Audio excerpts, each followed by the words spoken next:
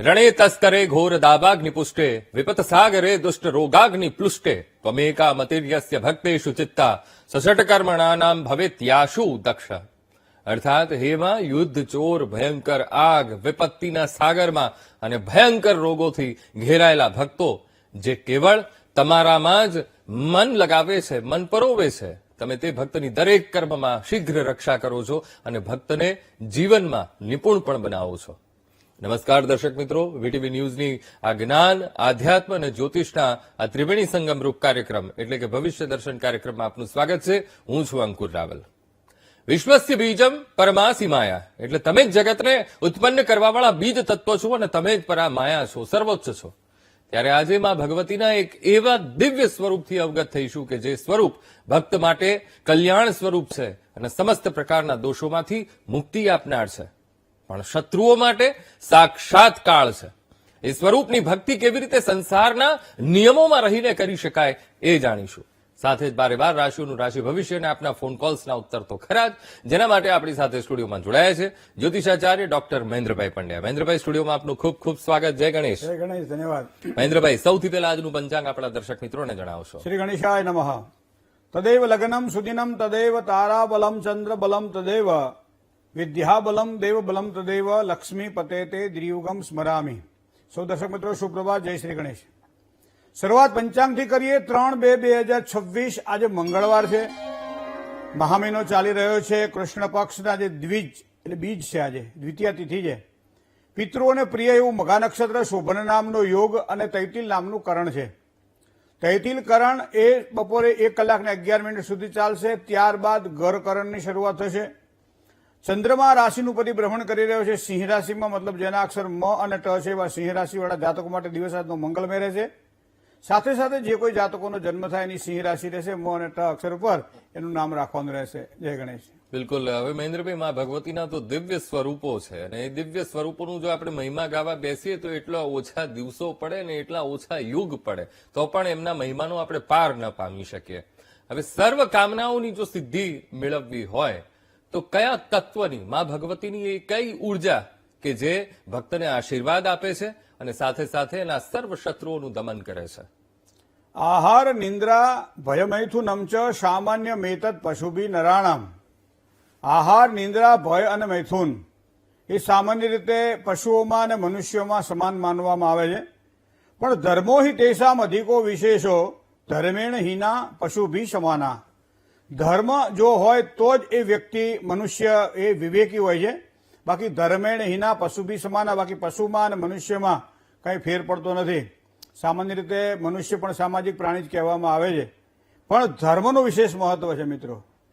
ઘણી વખત જ્યારે માતા પિતા જોવડાવવા આવતા હોય ત્યારે, વાત કરતા હોય ત્યારે આપણે કહીએ કે ભાઈ આ મંત્રનો જાપ કરાવડાવજો, આ રીતે પૂજા કરાવડાવજો, આ પ્રમાણે કરજો, તે પ્રમાણે કરજો, ત્યારે સામાન્ય માતા પિતાના મોઢે એક સમજ આપણને સાંભળવા મળે છે કે ભાઈ અમારો છોકરો આ બધું નહીં કરે, અમારા છોકરાને આ બધું ગમતું નથી, અમારે હવે લગ્ન છોકરાને કરવાના છે, નોકરી છોકરાને કરવાની છે, કામકાજમાં આગળ છોકરાને વધવાનું છે કે દીકરીને વધવાનું છે, પણ તોય શું કહેવામાં આવે છે, એમાં બે જ વિષય આપણે ચર્ચી શકીએ।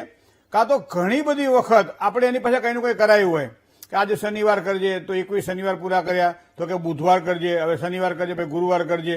છોકરો કંટાળી જાય કે આ રોજે રોજ નવું નવું શું મારી મમ્મી મારા પપ્પા હોતી લાવે છે અને નવું નવું મારી પાસે કરાવડા ફળ તો કંઈ મળતું નથી, અને એવા સમયે કદાચ એને એવું લાગે છે કે ભાઈ મને મારું કાજ થતું નથી તો મારે શું માટે કરવું જોઈએ।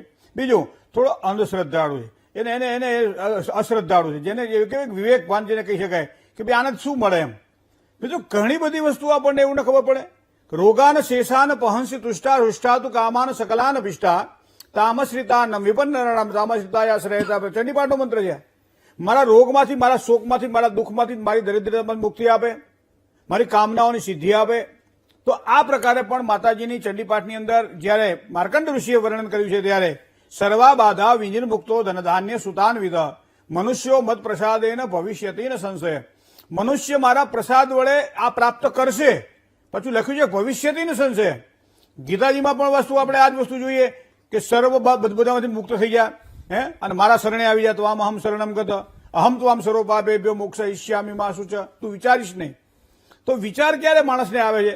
જ્યારે કોઈ પણ સારા કર્મ કરવાના હોય ત્યારે એને એવું થાય છે કે બધું મેં કર્યું છે અને ખરાબ કર્મ જયારે થઈ જાય માથે, કોઈ આપણી પાસે જેને કહેવાય કે તાપ આવે, સંતાપ આવે, ત્યારે એમ થાય કે ભાઈ આ તો દૈવી છે. તો દેવી આ વસ્તુ જે છે એ દેવીમાંથી કોણ મુક્તિ કરે? સામાન્ય રીતે બહાર જઈએ ત્યારે આપણે શું કહીએ છીએ? પગે લાગીએ છીએ. બરાબર, કોને પગે લાગીએ છીએ? માતાજીને પગે લાગીએ, કારણ કે આ દેવી સર્વભૂતેષુ શક્તિ રૂપેણ સંસ્થિતા.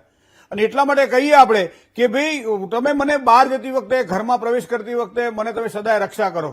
અરણ્ય શરણ્ય સદા મામ પ્રપાહી ગતિસ્ત્વમ મતિસ્ત્વમ ત્વમેકા ભવાની. તો વિવાદે વિષાદે પ્રમાદે પ્રવાસે જલે ચાનલે પર્વતે શત્રુ મધ્યે, આ બધી જ વાતમાં મા ભગવતી આપણી રક્ષા કરે છે. બહુ સરસ વાત કરી અંકુરભાઈ કે અહીંયા દેવી તત્વ જે છે એ શું છે? સામાન્ય રીતે આપણે એમ કહીએ છીએ કે આપણા શાસ્ત્રની અંદર સૌથી વધારે તંત્ર માર્ગની અંદર 10 મહાવિદ્યાને પ્રભુત્વ આપવામાં આવે છે. મને લાગે છે કદાચ 15 વર્ષની અંદર પહેલી જ વખત આપણે આ તંત્ર માર્ગ ઉપર જઈ રહ્યા છીએ. આ ગ્રહો નક્ષત્રના ઉપર આપણે જતા હોઈએ છીએ. પણ હવે લાગે છે કળિયુગની અંદર ક્યારેક ક્યારેક એવું બને કે લોખંડની ઉપર જયારે વધારે કાટ લાગે ત્યારે એ લોખંડના કાટને તોડવો પડે ને તો લોખંડને ખાઈ જાય છે. પારસમણીનો સ્પર્શ લોખંડને થાય ત્યારે સોનું થાય, પણ ઉપરના ભાગમાં જો ચીંદડી વીટેલી હોય અથવા કંઈ વીટેલું હોય તો પારસમણી સ્પર્શ કોને કરે છે? એ ચીંદડીને કરે છે, જેના કારણે લોઢા સુધી પહોંચતું નથી અને એના કારણે લોઢું સોનું થતું નથી. તો આપણે તો સોનું થવું છે, તપીને સોનું થવું છે. તો એટલા માટે 10 મહાવિદ્યાની આજે વાત કરી મિત્રો. આપણે 10 મહાવિદ્યાની અંદર 6 મહાવિદ્યા એવી છે, 6 અને 4 એમ 2 ભાગ પાડીએ આપણે. તંત્ર માર્ગની અંદર મંત્ર મહારણવની અંદર ખૂબ જ સરસ રીતે આનો ઉલ્લેખ કરવામાં આવેલો છે કે મંત્ર મહારણવની અંદર બતાવવામાં આવેલું છે કે આ 10 મહાવિદ્યાની અંદર 10 મહાવિદ્યાનો જે સાધક છે, તપસ્વી જે છે, એ આની સાધના કરી શકે છે. અને એના માટે 10 મહાવિદ્યામાં 4 જે મહાવિદ્યા છે એ શાંત છે અને બાકીની 6 મહાવિદ્યા છે એ ઉગ્ર છે. અને એમાંની એક મહાવિદ્યા એટલે જેને વલ્ગામુખી કહેવામાં આવે છે. પછી અપભ્રંશ થયો અને એનું નામ થયું બગલામુખી. મને તમે સમજાવો કે રાજકારણમાં જે વ્યક્તિઓ બધા કામ કરતા હોય એને બગલામુખીમાં કોણ છે એની ખબર હોય. વેપાર વર્ગની અંદર ઉદ્યોગપતિ હોય, સારી મોટી પોતે કામની નામના મેળવતો હોય, આગળ વધતો હોય, એને ખબર હોય કે આ બગલામુખી શું છે.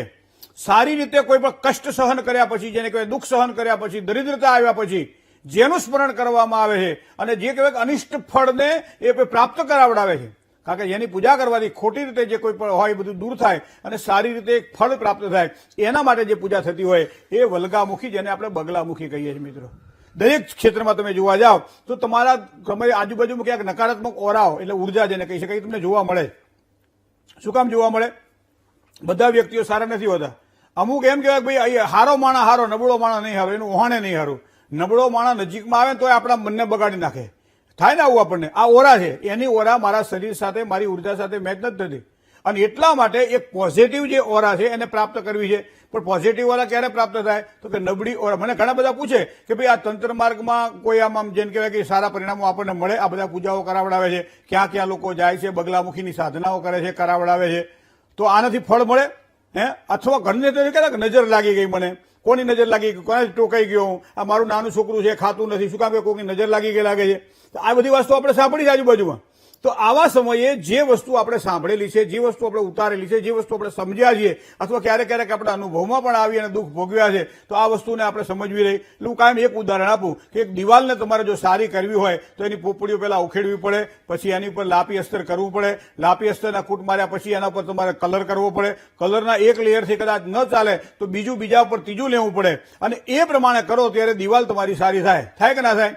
હવે આ જ દિવાલને જો ખરાબ કરવી હોય તો કોઈ કાર્યક્રમ ખરો? ના. એક સાનો સામાન્ય રીતે કાળો કલર આમ ફેરવી દો તમે એટલે દિવાલ કાળી થઈ જાય. બીજું, સફેદ આખું કપડું હોય પણ એની અંદર એક નાનકડો ડાઘ હોય, એ કાળો ડાઘ આપણને દેખાય, સફેદ કપડું આપણને દેખાય નહીં, કારણ કે આપણી નેગેટિવ ઉર્જા એ ઉર્જા સાથે જોઈન્ટ થાય.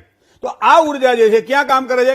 માનો કે તમે કામ કરી રહ્યા છો ત્યારે શત્રુઓથી પરાજિત, તમે શત્રુને પરાજિત નથી કરી શકતા. મારી તાકાત નથી હું શત્રુને પરાજિત કરી શકું, મારી તાકાત નથી હું કોર્ટ કચેરીમાં લડી શકું, હું સાચો હોવા છતાંય હું કોર્ટ કચેરીમાં નથી બહુ ધક્કા ખાઈ શકતો, મારી પાસે પૈસા નથી, મારી પાસે વ્યવસ્થા નથી. કોર્ટ કચેરીના ધક્કાની વાત ક્યાં કરી? માંદગી પડે શરીરની અંદર, એમ કહેવાય છે બધું હીર ચૂસાઈ જાય, દવાખાનામાં દાખલ કરવા પડે, એ ખર્ચા થઈ જાય, તો ખર્ચા કરવાની મારી પાસે તાકાત નથી. તો આવા સમયે આપણે ચંડીપાઠને યાદ કરી, રોગાન શેષાન પહોંચતું, બધી જ કામનાઓની સિદ્ધિ માટે કોની ઉપાસના કરવી જેના કારણે સારા ફળને સારા? તો એના કારણે હું તમને કહું કે બગલા સર્વ સિદ્ધિરામ સર્વ કામાનું વાપનું યાદ. બગલામુખી માં એ બધી જ કામનાઓની સિદ્ધિ કરવાવાળા માં ભગવતીનું એક સ્વરૂપ છે જેનું નામ છે પીતાંબરા. તો પિતાંબરા એ બગલામુખીનું કોઈ પણ સ્મરણ કરે છે તો એને સારા ફળની પ્રાપ્તિ થાય છે, મનોકામનાઓની પૂર્તિ થાય છે, વિપત્તિઓ સામે લડવાનું એક બળ મળે છે. એને માતાજીના કૃપાથી એક શક્તિ શરીરમાં ઉર્જા આવે છે, જેના કારણે એને બળની પ્રાપ્તિ થાય છે. સાથે સાથે હરીફ વર્ગ હોય, પ્રતિસ્પર્ધી વર્ગ હોય તો એનાથી એને પીડા નથી થતી અને પોતે સારી રીતે સુખ ભોગવી શકે છે.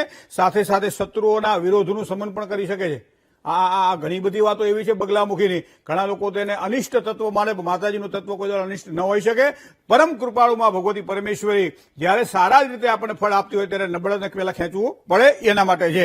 તો શું કરવું જોઈએ એના માટે? તો કે સરસ મજાનું યંત્ર બનાવવામાં આવે, યંત્રને સિદ્ધ કરવામાં આવે. બગલામુખીનું યંત્ર આપણને બજારમાં મળે છે અથવા તો પોતાની રીતે આપણે બનાવી શકીએ છીએ ભોજપત્રની ઉપર. તો બગલામુખીનું યંત્ર બનાવ્યા પછી પ્રાણ પ્રતિષ્ઠા કરી અને એને સિદ્ધ કરવામાં આવે. સિદ્ધ કર્યા પછી એની ઉપર ન્યાસાદી કર્મ કરવામાં આવે, બરોબર છે. એની પહેલા એનો વિનિયોગ આવે, વિનિયોગ પછી ન્યાસાદી કર્મ, પછી માતાજીનું ધ્યાન આવે, ધ્યાન પછી ષોડશોપચારે, ત્રિશોપચારે, રાજોપચારે એની પૂજા કરવામાં આવે. પૂજા કર્યા પછી માતાજીના જે મંત્ર છે, મંત્રના યથાશક્તિ એના નિયમ બતાવવામાં આવેલા છે. ઘણા લોકો કેમ 5 વર્ષથી અમે સૂર્યના મંત્ર જાપ કરી છે, 3 વર્ષથી ચંદ્રના મંત્રના જાપ કરી છે, 8 વર્ષથી અમે શનિના જાપ કરી. ના, દરેકનું પ્રમાણ બતાવ્યું છે કે સૂર્યના મંત્ર જાપ કરવા હોય તો 7 ગુણ્યા 4 એટલે 28,000 મંત્ર જ કરાય. ચંદ્રના જાપ કરવા હોય તો 11 ચોક 44,000 મંત્ર જાપ જ કરાય. બુધના જાપ કરવા હોય તો ચોકો 16,000 મંત્ર જાપ કરાય. પછી તમે બીજું અનુષ્ઠાન કરો તો વસ્તુ અલગ છે. એ જ રીતે બગલામુખીની અંદર પણ જે મંત્રની સાધનાઓમાં આજે આપણે નક્કી કરેલી એફસીમાં હોય કે પરિસીમાની અંદર રહીને મારે માતાજીની પૂજા કરવી છે, નિર્ધારિત સંખ્યામાં પાછું મૂળ મંત્ર લેવો પડે. આડાવાળા મંત્રો ના ચાલે. આપણા મંત્ર મહારણવની અંદર બતાવેલા મૂળ મંત્રનો જો પ્રયોગ કરવામાં આવે, આજ પણ કળિયુગની અંદર એમ કહેવાય છે કે યંત્રની પૂજા જે કરે છે ને, આજે અંબાજીમાં જઈએ તો કયા માતાજીના દર્શન થાય છે? ત્યાં મારી યંત્રની પૂજા છે. દરેક જગ્યાએ તમે જ્યાં સારી પ્રતિષ્ઠિત જેને કહી શકાય, જ્યાં આપણું હૃદય આપણને ખેંચી જાય એવા તત્વો જે કહી શકાય, આપણા એ પંચ તત્વોને ખેંચી લે, આવું એક સારું તત્વ છે, યંત્રમાં જ પૂજાય છે. અને આવી પૂજા જયારે માં બગલામુખીની કરવાની હોય, જયારે ખાસ દુઃખ ભોગવતા હોઈએ, શત્રુઓથી પીડા થતી હોય, ઉધાર ઉછીના થઈ ગયા હોય, કોર્ટ કચેરી થઈ ગઈ હોય, દુશ્મનો શત્રુઓ જયારે પરાસ્ત ન થતા હોય, ત્યારે યથા સંખ્યાની અંદર આ મંત્રના જાપ કરવા જોઈએ અને એનાથી નિર્ધારિત મૂળ સંખ્યામાં મૂળ મંત્રના જાપ સાથે પૂજા કરવી જોઈએ. હવે એમાં 2 બીજ મંત્ર આગળ પાછળ, એક બીજ મંત્ર છે પણ 2 આગળ પાછળ લગાવે. ઘણી વખત કહે ઓમ, ઘણી વખત કહે રીમ, ઘણી વખત ક્લીમ, ઘણી વખત શ્રીમ, અલગ અલગ શબ્દ આવે છે. બગલામુખીની અંદર જે મંત્રનો જે શરૂઆત કરીએ ત્યારે એમાં લરીમ શબ્દ આવે છે. લરીમ શબ્દનો ઉપયોગ તમે જોજો, માતાજીની પૂજા જયારે કરીએ ને ત્યારે શું ધરાવીએ આપણે એને? લીંબુનો પ્રસાદ ધરાવીએ, આપણે ક્યારેક આદુ ધરાવીએ. અલગ અલગ તત્વોની પૂજા થાય મિત્રો. જે પ્રમાણે ભગવાન પંચવક્ત્ર પરમેશ્વર મહારુદ્ર સામ સદાશિવની પૂજા કરતા હોઈએ અને 5 વક્ત્રની અલગ અલગ પૂજાઓ થતી હોય, એ જ પ્રમાણે અહીંયા માં બગલામુખીની પૂજા કરવાનો નિયમ છે. તો એવા સમયે બંને બાજુ લરીમ શબ્દનો ઉપયોગ કરવામાં આવે છે. લરીમ શબ્દનો ઉપયોગ કરીએ. આગળના ભાગમાં ઓમ એટલે પ્રણવ છે, જે દરેક જગ્યાએ લાગે છે. તો આ મંત્ર જાપની અંદર આ એનો મૂળ બીજ છે. બીજ હોય તો વૃક્ષ ફલિત થાય, બીજ હોય તો બધી વસ્તુઓ ફલિત થાય. એ બગલામુખીનો જે બીજ મંત્ર છે ઓમ લરીમ, તો ખાલી ઓમ લરીમ લમઃ શબ્દનો ઉપયોગ કરી તો પણ આપણને સારા ફળની પ્રાપ્તિ થાય. ઘણા બધા મંત્રોમાં તમે જોજો સ્વાહા શબ્દ લાગે, ઘણા શબ્દોની અંદર વસટ શબ્દ લાગે, ઘણા હોમ ફટ સ્વાહા શબ્દ લાગે. હવે અલગ અલગ પ્રકારના શબ્દો પાછળ હોય છે. તો એની ઉર્જાને આમ જાગૃત કરવા માટે હોય. અને એટલા માટે લરીમ બગલામુખી સર્વદૃષ્ટાનામ વાચમ મુખમ પદમ સ્તંભયમ જીહવામ કિલયમ બુદ્ધિમ વિનાશય લરીમ ઓમ હુમ ફટ સ્વાહા. આવો મંત્રનો જાપ પણ આપણે સાંભળ્યો છે અને આપણે કરાવતા હોઈએ અથવા કરતા હોઈએ છીએ. જે લોકો જયારે એમ કહેવાય છે કે કોઈ પણ સારું અનુષ્ઠાન, કોઈ પણ સારા સદવિપ્ર પાસે કરાવડાવે છે, જે સાધક છે, જેને સાધના કરી છે, જે પોતે આની અંદર દીક્ષિત થયેલો છે, એની પાસે તમે આ પૂજા કરાવડાવો તો એમ કહે છે કળિયુગની અંદર શીઘ્ર ફળની પ્રાપ્તિ થાય છે. પણ શ્રદ્ધા જોઈએ, શ્રદ્ધાથી કામ સફળ બને છે. તો એવા સમયે સર્વદૃષ્ટાનામ, બધા જ જે દૃષ્ટ તત્વો જે છે, ચાહે શરીરની અંદર ના ચાહે બહાર હોય, તેમાં લખ્યું વાચમ એટલે વાણી થાય, મુખમ એટલે મુખ થાય, પદમ એટલે પગ થાય. આ બધું સ્તંભી જાય. શત્રુ આપણા તરફ આવતા હોય તો અટકી જાય. કોઈ વાણી દ્વારા આપણને નુકસાન કરાવતું હોય, બુદ્ધિ દ્વારા નુકસાન કરાવતું હોય તો એની બુદ્ધિ ક્ષીણ થઈ જાય. વાણી એની એમ કહેવાય છે કે એની સ્થગિત થઈ જાય. આ બધી જ વસ્તુઓ એનાથી પ્રાપ્ત થાય છે. અને સાથે સાથે જીહવામ કિલય, એની જીભ જે મારા તરફ કડવી વાણી ઉચ્ચારતી હોય ને એ બંધ છે. ઘણા લોકોને છે ને એ બોલવાની ટેવ હોય કે બધાને ખોદતા જ હોય છે. ક્યારેક એ ખોદે ને એનું આપણને પણ નુકસાન થતું હોય, કાંઈ ખાડાઈકરણ પડવાનું આપણે હોય છે. અને એવા સમયે આ બગલામુખીની ઉપાસના ખૂબ જ શીઘ્ર ફળ આપે છે. તો મિત્રો ખાસ કરી 10 મહાવિદ્યાની અંદર શાંત જે 4 છે, શ્રી ઉપાસનાથી સાથે 4 ઉપાસના છે બગલામુખી સાથે, છિન્નમિસ્તા અને બીજી 6 જે તત્વ છે એની પૂજા જે 10 તત્વ એ 10 મહાવિદ્યા છે. 10 મહાવિદ્યાની પૂજા હંમેશા થાય તો વધારે સારી સફળતા મળે. સૌમ્ય મંત્ર અને ઉગ્ર મંત્રમાં પણ જે પ્રમાણે ફેર છે. આ માતાજીનો ઉગ્ર મંત્ર છે. ખાસ કોઈ સાધનાની સિદ્ધિ કરવાની હોય ત્યારે તો ઠીક છે, બાકી નિત્ય નિયમ પ્રમાણે સવારમાં પણ એક સારું યંત્ર ઘરમાં સ્થાપિત કરી અને જે બગલામુખીની ઉપાસના કરે એને દરેક પ્રકારના કાર્યમાં સિદ્ધ થાય, સાંસારિક હોય, વ્યવહારિક હોય અથવા તો જીવનને પ્રગતિદાયક બનાવી અને ધર્મ તરફ ગતિ કરીને છેવટે શાંતિની પ્રાપ્તિની જેને અનુભૂતિ કરવી હોય એને તો બગલામુખીનું જો શરણ લે તો ખૂબ જ સારી સફળતા પ્રાપ્ત થાય છે. જય ગણેશ.